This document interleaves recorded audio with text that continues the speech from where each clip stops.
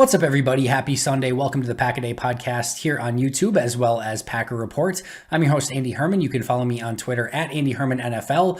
I'm a writer and editor for Packer Report. And if you're not aware, you can also find this video every day up at packerreport.com, as well as my general articles and analysis and a variety of other stuff from a ton of amazing writers as well. So make sure you're checking out Packer Report every day. But let's get into our main topic right away today, and that's kind of doing a mock draft roundup. So I wanted to kind of take a look around the internet, if you will, and see where some of the, NFL media and NFL minds are, projecting the Packers to go with their first round pick. And some of these may be on target, other of them maybe not so much. But what I want to do today is just kind of go one by one, go over what I think their fit would be with Green Bay, if I think it's logically possible that Green Bay could go in that direction, or if it's just not a fit for what Green Bay likes at that particular position, player, etc. So let's just get started right away and jump right in. I'm going to start with Peter Schrager, who recently did a mock draft for NFL.com, and his pick for the Packers was linebacker Nick Bolton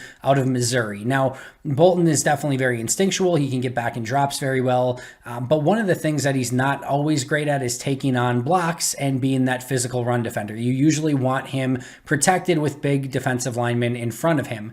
Furthermore, he's 5'11". He had a 5.04 RAS score, which doesn't mean anything. The Packers aren't specifically using RAS scores, but they do very much care about athleticism, and RAS scores are measuring the overall athleticism for any given player. And Bolton is more around average, but he's 5'11", short with horrible agility drills. And if you look at what the Packers generally look for almost at any position, they're looking for players who have great change of direction and great agility. And Bolton doesn't fit that. Also, Green Bay generally likes linebackers who have the ability to be a bit more physical and take on blocks.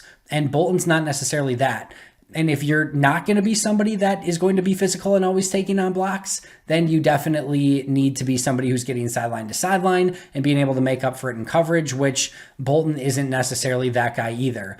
I'm just not sure ultimately that the upgrade of Bolton over, Kamal Martin and Chris Barnes is all that great. And frankly, just based off of an athletic profile and what Green Bay generally looks for in their linebackers, I personally do not see Nick Bolton being a target for them in the first round in any way, shape, or form. Now, maybe if he's available later in the draft, Green Bay would consider him because he does have good instincts.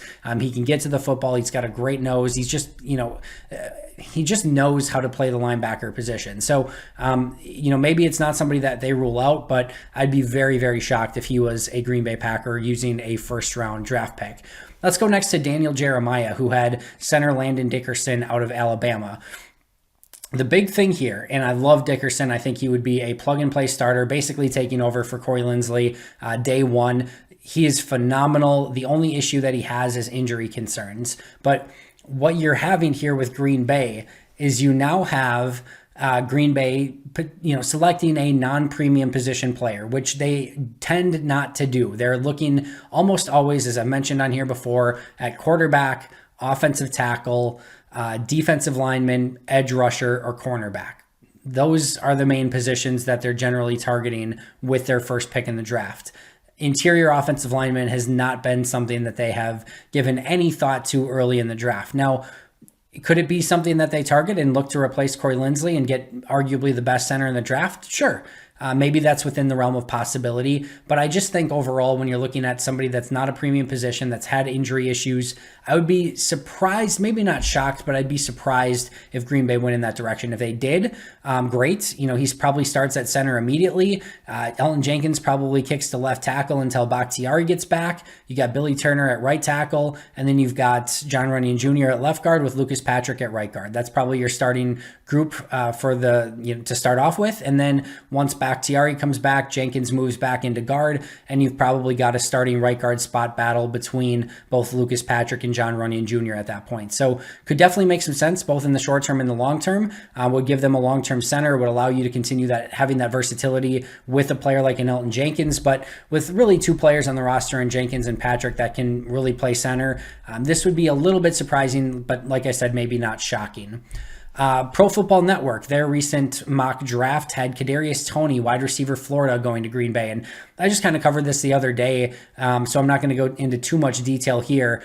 Green Bay picking a slot receiver, more gadget, playmaking receiver round one would definitely be some level of surprise, right? But Tony is absolutely dynamic. If there is a missing, piece to that recipe on offense, it's that gadget player that can do just about everything and make plays after the catch. And all you have to do is get him the ball in space, and he's a threat to go the distance at any point in time. So they definitely are missing that piece within their offense. Aaron Jones and Devontae Adams are certainly playmakers, but they don't have that breakaway speed. And then MVS has the speed, but it's more straight line, vertical speed than in and out quick cuts and being able to beat somebody with straight gas. So Tony definitely fits within the offense. They would have a plethora of different uses for him. And if they could get him to be a punt returner as well, that would add value. He didn't do a ton of it in college, did a little bit of it, but not a ton. So would like this pick for Green Bay. I don't think it hits their biggest need. I don't think it's the biggest value, but would certainly be a ton of fun within that Matt LaFleur offense. But I'm going to say that that's likely not the case.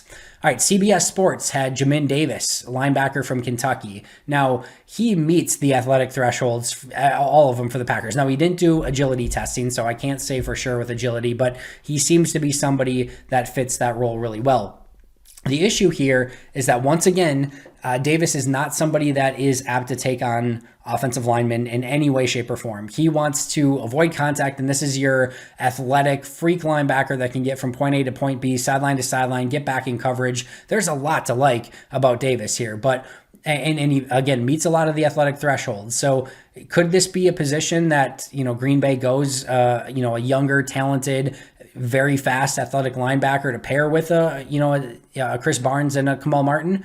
Sure, it's certainly within the realm of possibility, but again, their tendency has been wanting somebody that has the ability to take on those blocks, specifically on early downs, and I just don't know that that's necessarily the case, and I don't know that they're picking a first-round inside linebacker that's going to be more of a just nickel and dime pass-down defender only. So they'll definitely would have a decision to make there if that's the direction that they want to go in, but again, kind of going back to Nick Bolton, but with more athleticism by far here, that's usually not the cup of tea that they look for at that linebacker position. And oh, by the way, they have not valued inside linebacker with first round picks in some time. So it's just not a position that they valued. And going back to the Rams, which that Joe Barry defense is coming from, they didn't value their linebackers either. So again, I think it would be some level of surprise if Green Bay went linebacker, whether it be a Nick Bolton, whether it be a Jimin Davis, any of them would be some level of surprise, I think.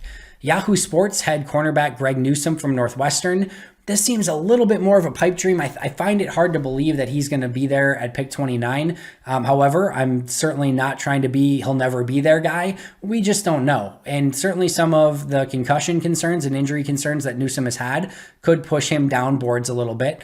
So that's not out of the realm of possibility. And listen, Newsom is an ideal fit across from Jair Alexander in any defense. It would give them two corners that can play man, zone, off, press. It doesn't matter. They can do everything. They can play inside. They can play outside.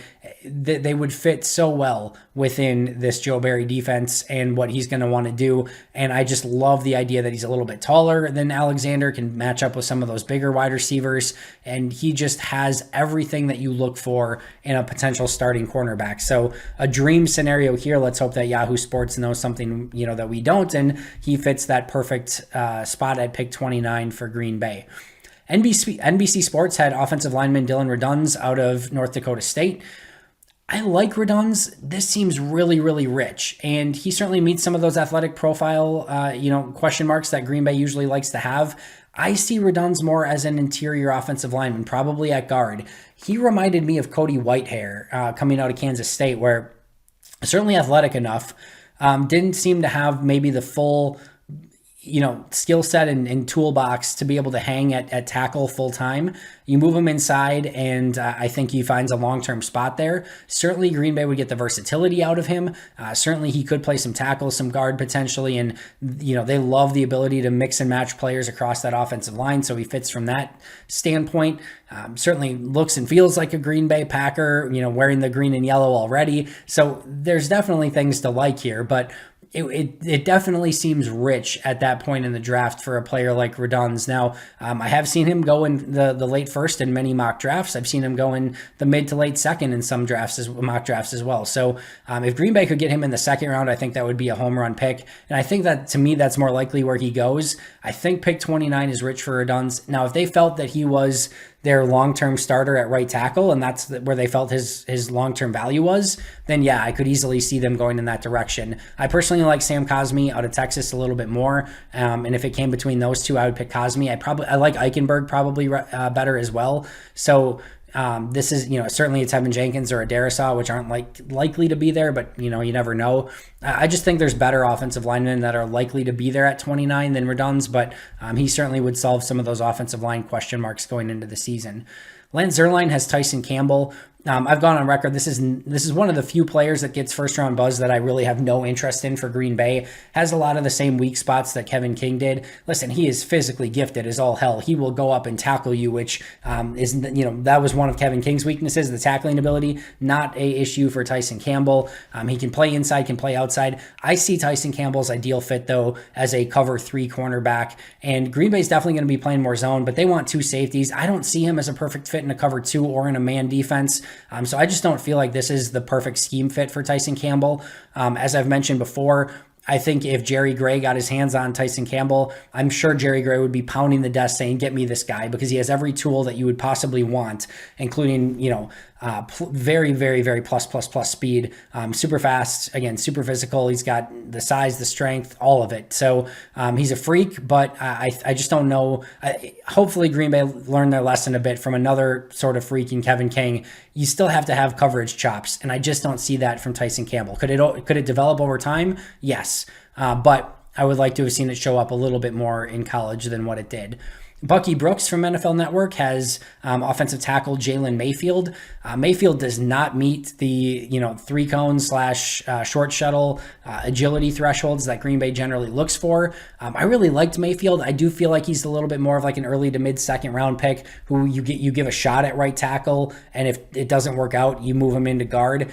He probably does meet the minimum requirements for Green Bay as an interior offensive lineman. But again, that probably gets a little bit rich with pick 29 overall if he's not going to be a starter long-term at tackle. So Green Bay would have to answer that question if they felt like he was a starter long-term. If not, then you potentially go in a different direction with a different tackle. And last but not least, Chad Reuter. They had Green Bay trading up to pick 21 with the Indianapolis Colts, giving up their 2 fourth-round picks to go and get Greg Newsom, which I would have zero qualms about whatsoever. If you're willing to give up 1 fourth-round pick to go up and get Jordan Love, certainly more than willing to give up 2 fourth-round picks to go up and get Greg Newsom. Somebody that I think could help you right now. Could help you in a variety of different ways right now, and then would be the long-term answer outside of Jair Alexander at that starting cornerback position as well. So would love that move for Green Bay if that's what it took. I don't think they need to come away with 10 picks from this draft. I just don't. I think you look for them to make the most out of those top 100 picks of players who can help you long-term, but also potentially help you this season as well, and Greg Newsom definitely fits the bill there. That's going to do it for me. Hope you enjoyed this mock draft roundup episode of the Pack-A-Day podcast. Again, you can follow me on Twitter at Andy Herman NFL. You can follow the podcast at Pack-A-Day Podcast. I'll be right back here tomorrow. But until next time, and as always, go Pack Go.